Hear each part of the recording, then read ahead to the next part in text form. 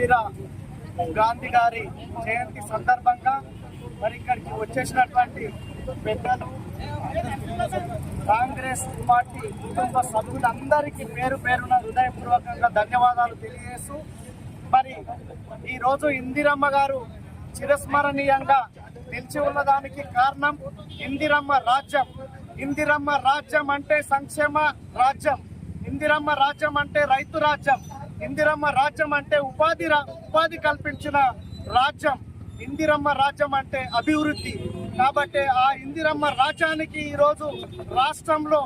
అధిపతిగా ఉన్నటువంటి రేవంత్ అన్న గారు ఇందిరమ్మ రాజ్యాన్ని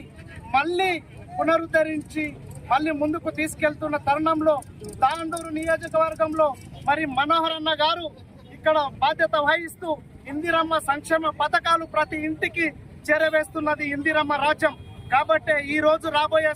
సంస్థాగత ఎన్నికల్లో ప్రతి ఒక్క కుటుంబం నుంచి కూడా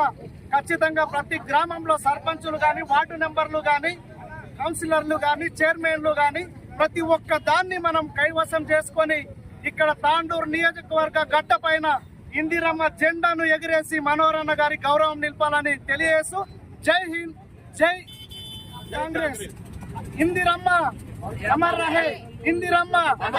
జై కాంగ్రెస్, జై కాంగ్రెస్.